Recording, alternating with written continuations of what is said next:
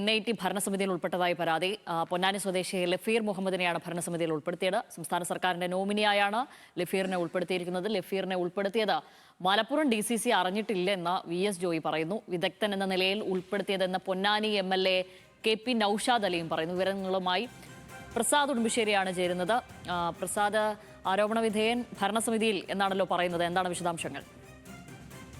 Shamili, 2021 dollar കടത്ത് കേസിൽ ആരോപണ വിധേയനായിട്ടുള്ള മലപ്പുറം പൊന്നാനി സ്വദേശി ലഫീർ മുഹമ്മദിനെയാണ് ഇപ്പോൾ കോഴിക്കോട് NIT ഭരണസമിതി അംഗമായി സംസ്ഥാന സർക്കാർ നിർദ്ദേശിച്ചിട്ടുള്ളത്. രണ്ടുപേരെയാണ് സംസ്ഥാന സർക്കാർ ഇതിലേക്ക് നോമിനേറ്റ് ചെയ്തിട്ടുള്ളത്. ഒന്ന് K ആനന്ദമണി, മറ്റൊന്ന് ലഫീർ മുഹമ്മദ്. ആനന്ദമണി പ്രൊഫഷണൽ കോൺഗ്രസിന്റെ കോഴിക്കോട് ജില്ലാ പ്രസിഡന്റാണ്.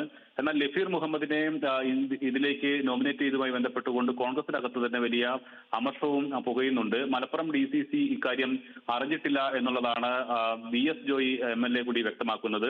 എന്നാൽ പൊന്നാനി MLA ആയിട്ടുള്ള KP നൌഷാദ് അലി പറയുന്നത് ലഫീർ മുഹമ്മദിന്റെ പേര് വന്ന സമയത്ത് അതിനെ താൻ എതിർത്തിരുന്നില്ല. പക്ഷേ വിഷയവിദഗ്ധൻ എന്ന നിലയ്ക്കായിരിക്കും ഈ ലഫീർ മുഹമ്മദിനെ ഉൾപ്പെടുത്തിയിട്ടുണ്ടാകുക എന്നുള്ള ഒരു മറുപടിയാണ് നൌഷാദ് അലി നൽകിയിട്ടുള്ളത്. എന്തായാലും ആ സമയത്ത് 2021 ഡോളർ കടത്ത് കേസുമായി ബന്ധപ്പെട്ടുകൊണ്ട് വലിയ ആരോപണങ്ങൾ UDF ഉന്നയിച്ചിട്ടുള്ളതാണ്. മുൻ സ്പീക്കറായിട്ടുള്ള P ശ്രീരാമകൃഷ്ണന്റെ അടുത്ത സുഹൃത്തും വ്യവസായിയുമാണ് ലഫീർ മുഹമ്മദ്. ലഫീർ മുഹമ്മദിന്റെ സ്ഥാപനത്തിൽ അന്ന് സ്വപ്ന സുരേഷ് ജോലിക്ക് അപേക്ഷിച്ചിരുന്നു എന്നുള്ള ആരോപണമെല്ലാം തന്നെ ഉന്നയിക്കപ്പെട്ടിരുന്നു. ഏതായാലും അന്ന് UDF ആരോപണങ്ങൾ ഉന്നയിച്ചിരുന്ന ഒരു വ്യവസായിയാണ് ഇപ്പോൾ അന്ന് ഡോളർ കടത്ത് കേസിൽ ആരോപണ വിധേയനായ ആളെയാണ് ഇപ്പോൾ NIT ഗവേണിംഗ് ബോഡിയിലേക്ക് സംസ്ഥാന സർക്കാർ തന്നെ നിർദ്ദേശിച്ചിട്ടുള്ളത്.